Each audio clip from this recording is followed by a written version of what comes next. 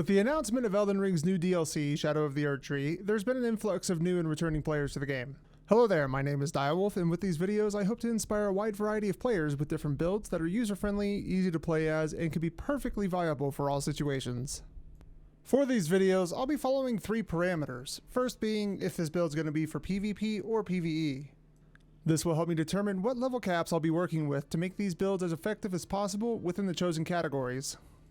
For my PvP builds, I'll be sticking around the levels 80 to 125 level ranges, as this allows for an opportunity to see other players' builds, and for PvE, most builds I'll be using will range anywhere between 125 and 180. Now, for me, level 180 is stretching it a bit, but with Elden Ring's higher requirement for scaling on certain items, some builds won't truly show their potential until the higher levels. Next, I'll be staying away from weapons that seem to have been overly used in most build videos to quote steamroll the game, so to speak. As much as I like some of these weapons, I'm not here to promote the next L2 Rivers of Blood, Moonveil, or Sword of Night and Flame spammer. And lastly, I'm going to keep buffs to a minimum. This will help reduce the overall complexity of these builds to make them more user-friendly. Getting into this build for this video, I wanted to talk about my Frenzied merchant build.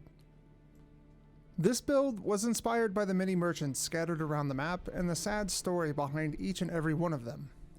I intended this build to be more of a PvE focused setup, but with the Frenzied Flame status effect being unique to Elden Ring and it mainly affects other players and certain NPCs or bosses, I decided to stick around the PvP aspect more without sacrificing too much damage for PvE. This build will be more of a mid to late game build, with the possibility to move into New Game Plus if you so choose. The character itself is a level 125 build with a higher focus on the arcane stat for a higher madness proc chance and a secondary focus on the faith stat to help us maintain our damage. Now for the weapons I'm using, I have the Dragon Communion Seal, which allows for arcane scaling on incantations that apply status effects such as poison, blood loss, or madness, making this the perfect seal for our madness build. To get this seal, you'll need to venture into the Fingerfolk Hero Grave right next to the Imp Fog Wall where all the players begin their journey. For the next item I use, I have the Frenzied Flame Seal. Now, I do not use this seal for any means of casting, more so to offhand for the additional 20% bonus to Frenzied Flame incantations, which is a rather large bonus to all incantations used by this build. As this is a pure caster build, it was pretty difficult to find a good melee weapon that would scale decently off of the Faith or Arcane stat without placing too many levels into Strength or Dexterity. Because this character has a pretty heavy fire focus, I ended up using the Torch of St. Trina, mainly as just a meme, but also because the sleep it applies can come in handy when dealing with certain enemies in the game. Moving on to our incantations, which is going to be the primary focus of this build, we have the Flame of Frenzy. This ability will be the bread and butter of your build. Not only can you get it extremely early, but it has a really low faith requirement, allowing you to use it right off the bat. Couple this with its low FP cost, and you can bring down the hurt on enemies with larger health pools with relative ease. In order to get this ability, you'll need to head to Southern Limgrave towards the Kalu Baptismal Church, just west of the Castlemorn Rampart side of Grace. The next 2 incantations you can get are the Howl of Shabriri and Frenzied Burst. The Howl of Shabriri can be a great buff to your character as it provides a 25% additional damage buff, but also acts as a double-edged sword as you will take an additional 30% more damage and draw additional aggro to yourself from all the enemies around you, making this a rather situational ability. As for Frenzied Burst, this is when the build will begin to have some true range to your casting. This ability has a high FP cost, but can provide high burst damage at fairly long ranges. You can find both of these incantations in the northeastern part of Lernia of the Lake, just south of the Grand Lift of Dectus, near the Eye of Sauron in the Frenzied Flame Village. Next on our list is Inescapable Frenzy.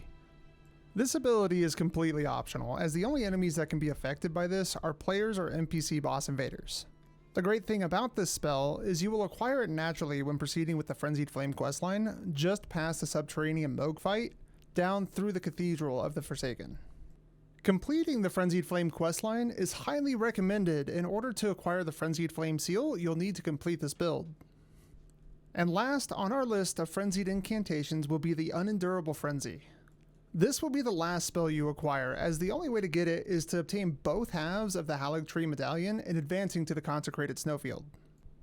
This incantation is fantastic for sustained damage, which provides a little more variety in terms of damage dealing as opposed to all of the other burst damage abilities on this list.